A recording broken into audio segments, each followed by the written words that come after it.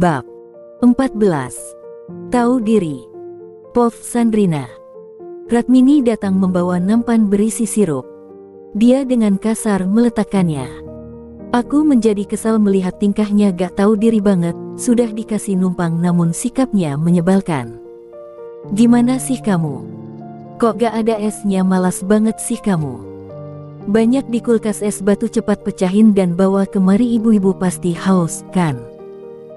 Kataku dengan perubahan wajah yang signifikan ketika berbicara dengan Ratmini dan ibu-ibu arisan yang sedang melihat-lihat itu. Lia, haus banget, jawab seorang ibu.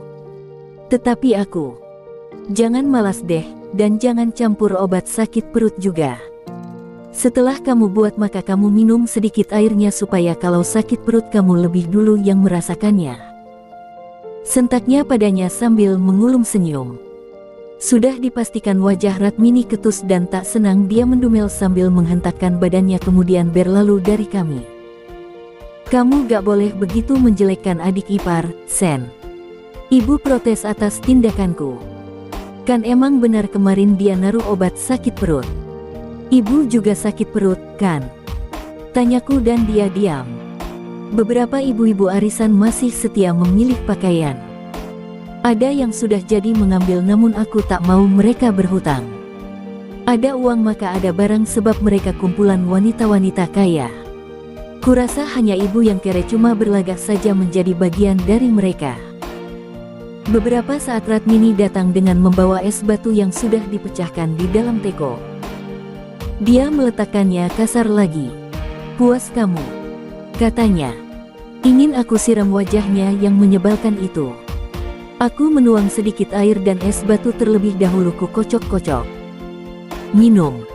Kataku dengan mata melotot.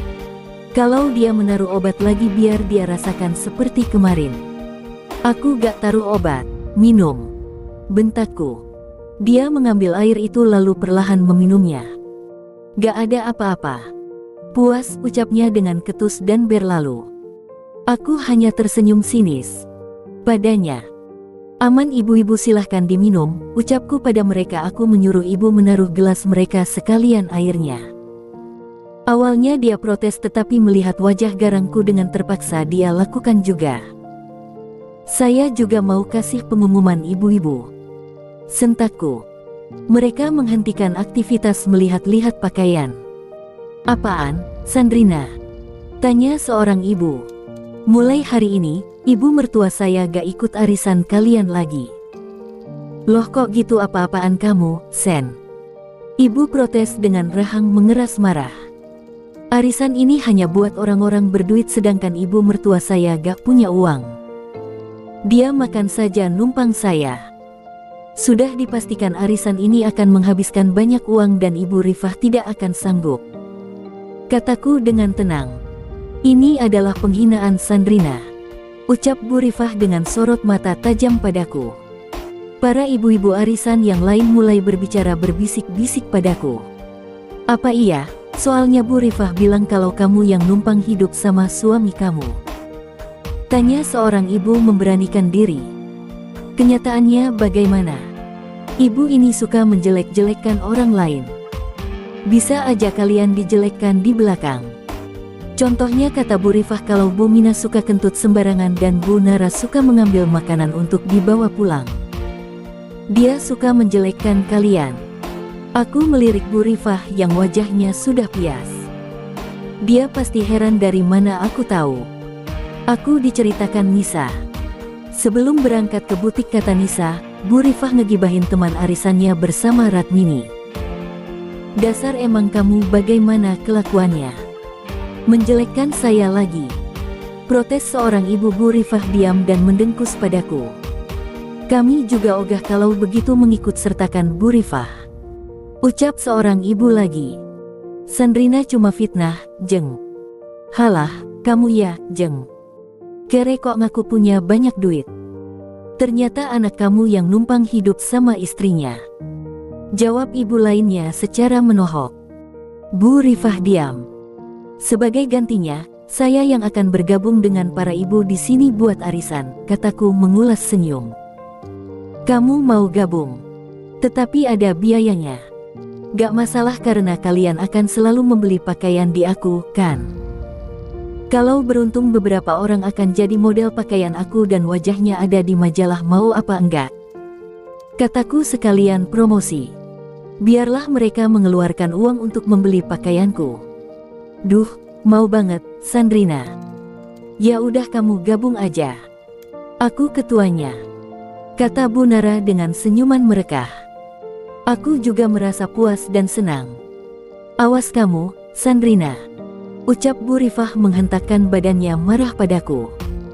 Dia pergi ke atas, salahnya sendiri mengapa suka menjelekkan aku di depan banyak orang, sekalian aja dia aku jadikan bahan ceritaan saat banyak orang. Sandrina, keterlaluan kamu. Apa salah ibu? Katanya tak terima saat semua teman-temannya pulang. Salah ibu? Banyak, Bu. Apa ibu sadar kalau ibu udah menjelekkan aku? Bagaimana rasanya diperlakukan dengan hal yang sama? Bu Rifah diam. Kalau aja ibu ada uang maka ibu gak mau tinggal di rumah ini, katanya kasar padaku. Kalau aja Mas Alif dan ibu jujur padaku, gak nyakitin hati aku dan gak main belakang padaku, maka aku gak akan melakukan ini, ucapku dengan wajah datar. Dia kembali diam. Aku beranjak dari dudukku. Ratmini, panggilku. Dia tergopoh datang. Apa sih, teriak-teriak kayak di hutan. Kamu bersihkan semua ini. Gelas sudah harus dicuci. Piring juga belum kamu cuci dan pakaian kamu jangan cuma direndam tetapi kamu cuci, Ratmini.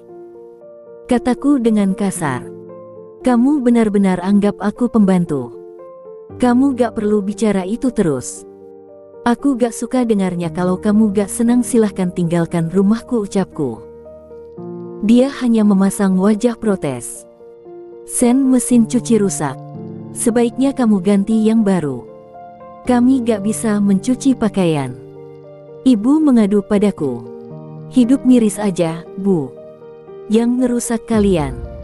Kenapa Ratmini harus mencuci banyak-banyak? Sekarang cuci dengan tangan kalian.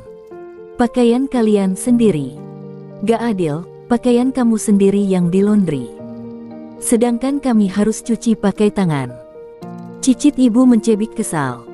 Kalau gak suka silahkan angkat kaki dari sini, kataku juga dengan tenang.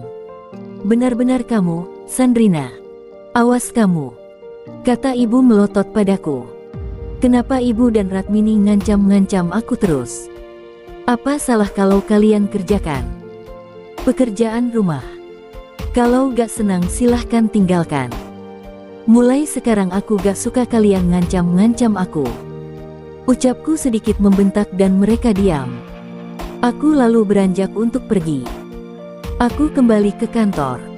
Aku yakin Mas Alif masih ada di sana. Aku akan suruh dia mengerjakan laporan. Tentu aku hanya melihat hasilnya. Seperti kemarin dia akan bekerja gratis padaku. Sen, katanya menyambutku dengan duduk di ruanganku. Minggir, Mas, ucapku yang duduk saja di sana.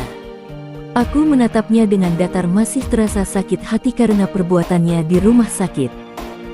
Aku mengambil laporan dan kuberikan padanya. Apa ini? Tanyanya heran. Kerjakan ini, ucapku. Ini bukan pekerjaanku. Aku hanya memantau, ucapnya berdalih. Dia pikir siapa dirinya? Kamu hanya bawahanku sekarang. Aku bosnya. Kamu sendiri yang berkata akan melakukan apa saja agar aku percaya padamu. Sekarang pekerjaanku hanya melihat hasil pekerjaanmu, ucapku dengan tenang. Mas Alif menjadi gusar. Sen, kenapa kita harus seperti ini? Kenapa gak ada rasa percaya lagi darimu untukku? Katanya lembut mencoba dekat denganku.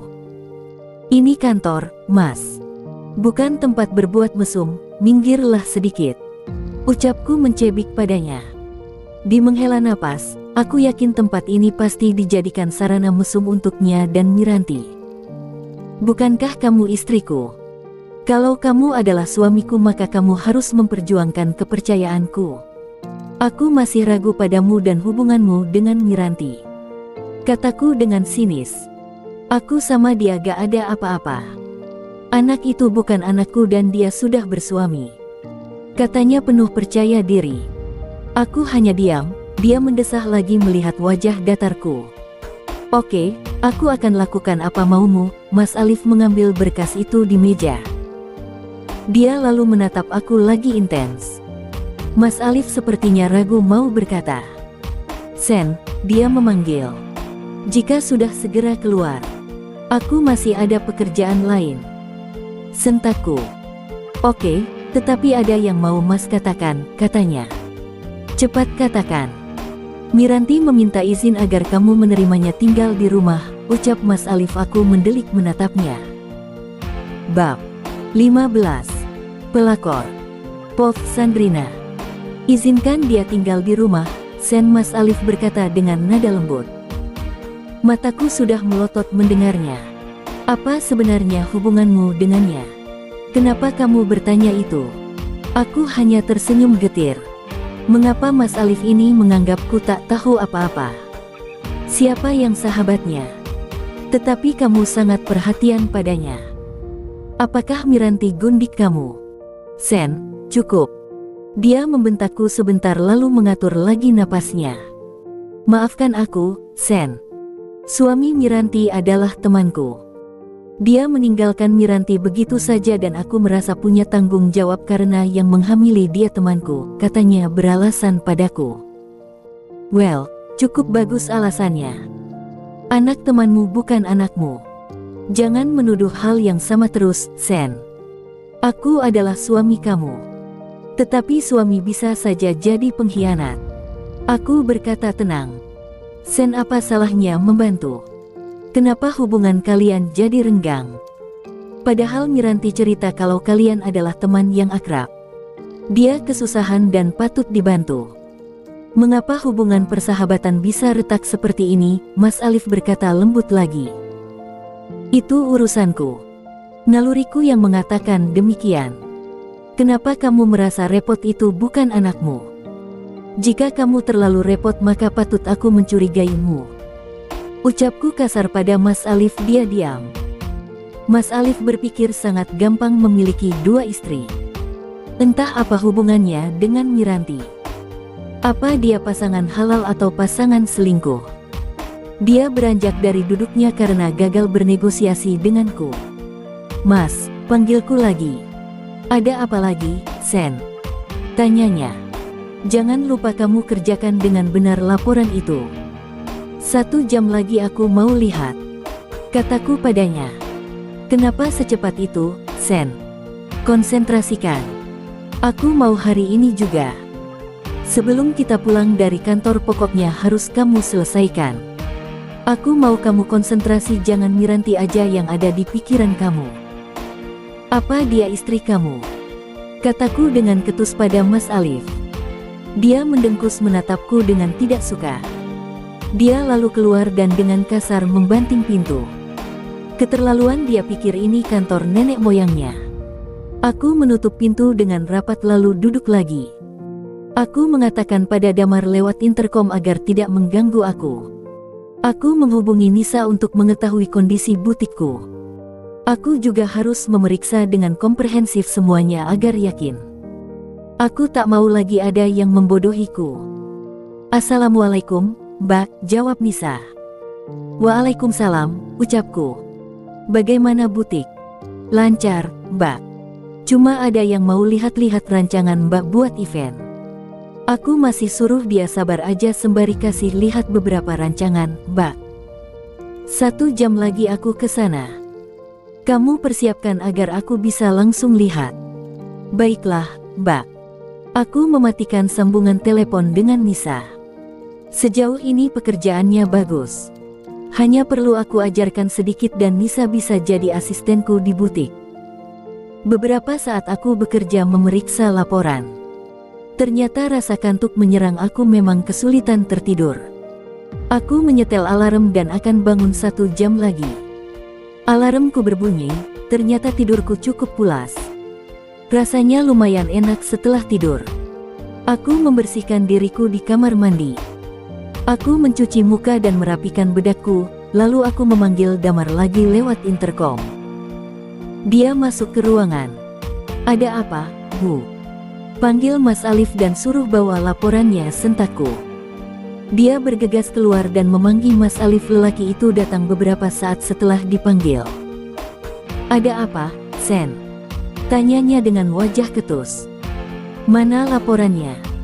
Tanyaku. Dia mendesah lalu memberikan laporan padaku. Aku memeriksanya. Kenapa masih banyak yang salah begini, Mas? Gak akurat. Kamu bisa kerja gak sih? Sentakku padanya. Dia diam menerima omelanku. Kenapa kamu diam aja? Coba jelaskan laporan ini. Maaf, Sen, aku gak konsentrasi, ucapnya. Apa yang kamu pikirkan, Miranti? Aku gak mau tahu, pokoknya ini harus selesai. Kalau perlu kamu lembur, kamu bawa pulang setelah selesai, biar aku yang lihat. Kataku padanya. Mas Alif menatap aku tak percaya. Kamu suruh aku lembur? Ya, karena seperti ini pekerjaan kamu, pantas usaha papaku nyaris bangkrut. Kamu memang sengaja melakukan ini. Sen, usaha kadang naik dan turun. Kenapa kamu nyalahkan aku terus? Pasti karena ulahmu usaha ini berantakan. Aku masih ada urusan lagi dan kamu kerjakan laporan ini dulu. Harus sampai bagus dan memuaskan. Aku pulang naik apa, Sen? Mobilku saja sudah kamu jual dan uangku tertahan di perusahaan. Kenapa kamu mau nyiksa aku begini, Sen? Aku tertawa kecil mendengar tuturnya yang memelas sungguh. Saat ini aku tak bisa kasihan dengannya.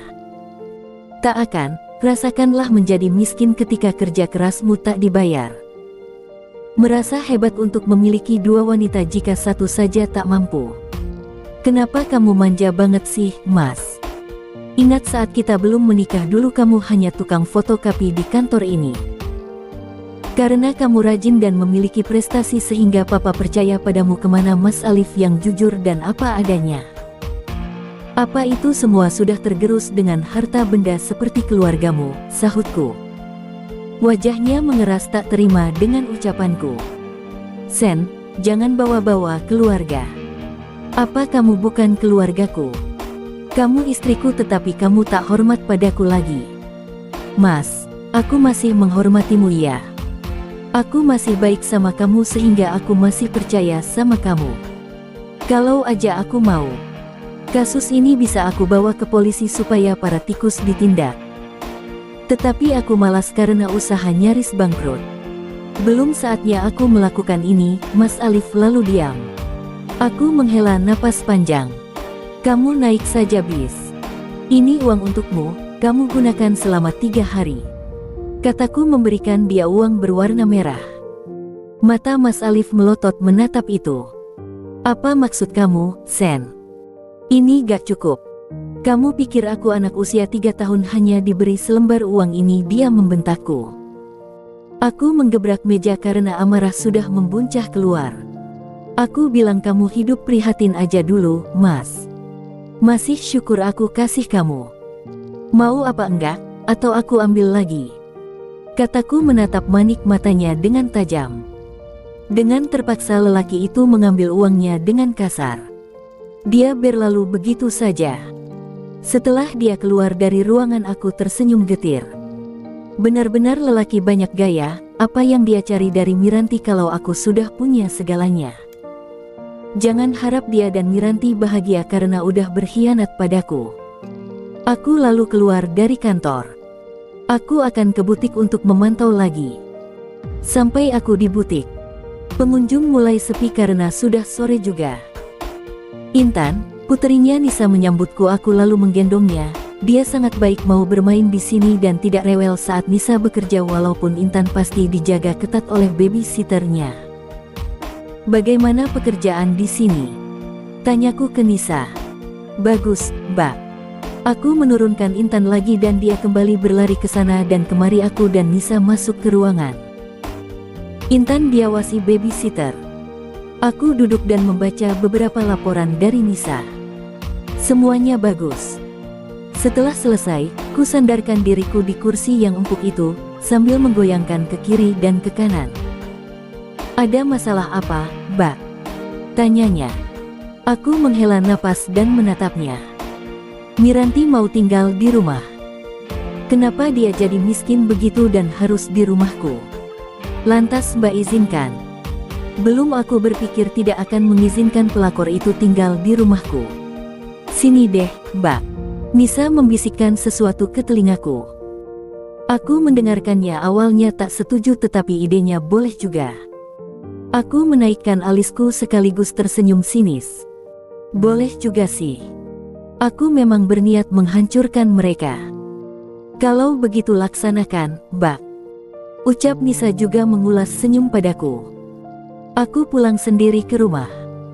Hari ini Nisa pulang ke rumahnya untuk bertemu suaminya bersama babysitter juga. Supirku menaruh belanjaan di dapur. Kok lama banget pulangnya, Sen?